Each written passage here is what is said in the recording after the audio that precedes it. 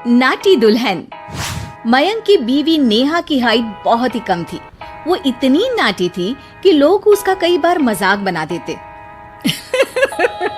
अरे नेहा, तेरे लिए तो मुझे किचन में टेबल रखना पड़ेगा। माँ जी, इतनी भी नाटी नहीं हूँ मैं, और हाँ, हिल्स पहनकर तो बिल्कुल आपके बराबर आ जाती हूँ। अरे तेरे पापा ने महंगी कार का लालच दे दिया, वरना तो मेरे बेटे के लिए लंबी लंबी लड़कियों की लाइन लगी थी। क्या बताऊं तुझे, कटरीना फैल थी उनके सामने। पर माँ जी, आपका मयंक भी तो हाइट में कौन सा अभिषेक बच्चन की तरह है जो कटरीना मिल जाती। वैसे भी मेरी और इनकी जोड़ी तो राम सीता की जोड़ी है, राम सीता की। एक दिन सभी खाना खा रहे होते हैं, तभी माँ, दाल बहुत अच्छी बनी है, जरा और देना। रुको जी, मैं लेकर आती हूँ, किचन में है, वैसे भी मैं खड़ी ही हूँ। ये सुनकर सास हंसने लगती है। तुम खड़ी हो या बैठी, एक जैसी लगती हो। बस कीजिए जी, अभी हिल्स नहीं पहनी है, वैसे भी हिल्स पहनती हूँ तो आपके बराबर ही लगती हूँ। एक दिन नेहा सब्जी लेने बाहर निकलती है तो पड़ोसन कहती है, अरे देखो देखो कितनी नाटी है, मयंक तो दिखने में अच्छा है, हाइट भी ठीक ठाक है, फिर क्या जरूरत थी ऐसी नाटी बहू लाने की। दहेज बहन, दहेज, अंधे हो गए थे पैसों के पीछे, अब करे जगह साई। दोनों की बात नेहा सुन लेती है और उसे बहुत गुस्सा आ जाता है। आंटी जी, एक बात बताओ, मेरे पापा के पास पैसे हैं, उनको अच्छी लड़की की तलाश थी, ये पसंद आए और शादी हो गई, इसमें मेरा क्या कसूर है जो आप लोग मुझे सुना रही हैं? अरे नहीं नहीं नेहा, हम तो तेरी सास की बात कर रहे थे कि कितनी लालची औरत है।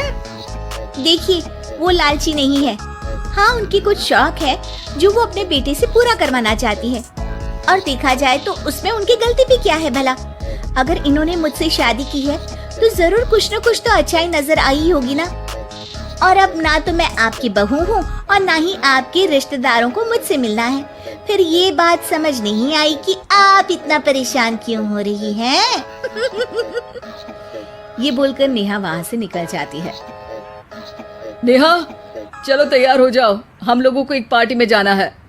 नेहा तैयार होकर पार्टी में जाती है, जहाँ मयंक का दोस्त उससे कहता है, अरे मयंक, तू लकी है यार, तेरी बीवी की हाइट इतनी कम है कि तुझे बच्चे की जरूरत ही नहीं है, भाभी ही बच्ची जैसी है।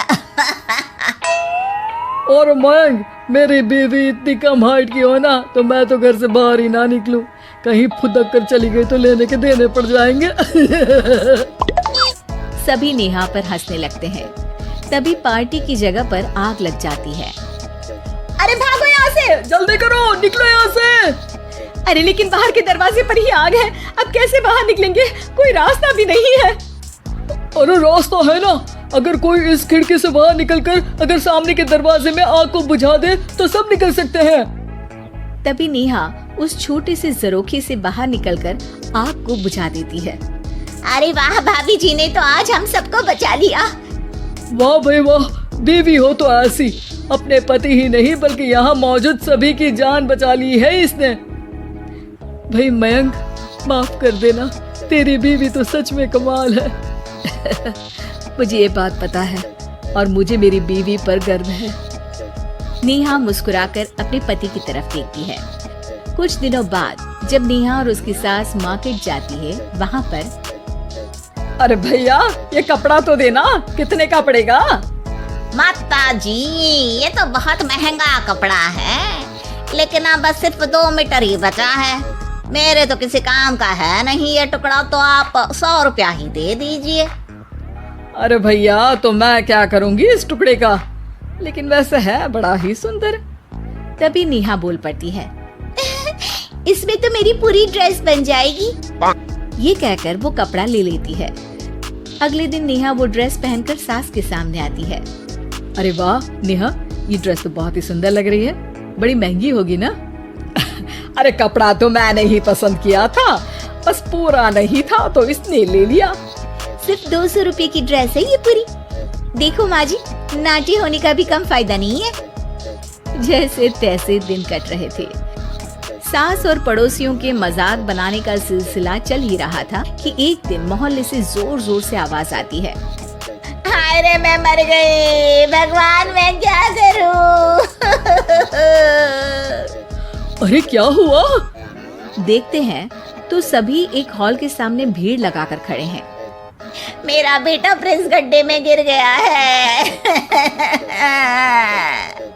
पड़ोसन जोर जोर से रोने लगती है कि तभी वहां नेहा आ जाती है। रोइए मत, मैं प्रिंस को लेकर आती हूँ। ये बोलकर नाटी सी पतली सी नेहा गड्ढे में घुसकर बच्चे को बाहर ले आती है। अब क्या था, एक बार फिर नेहा के लिए पूरा मोहल्ला तालियां बजाता है।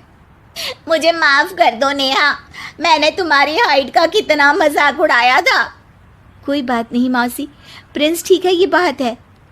अब वो दिन आता है जब सास नेहा की तारीफ करती है। वाह बहू वाह, तेरी तारीफें सुन सुनकर तो मैं खुश हो गई।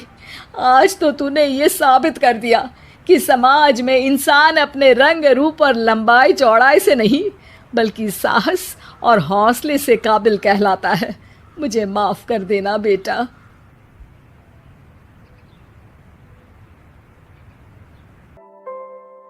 Thank you from the bottom of my heart for watching the video.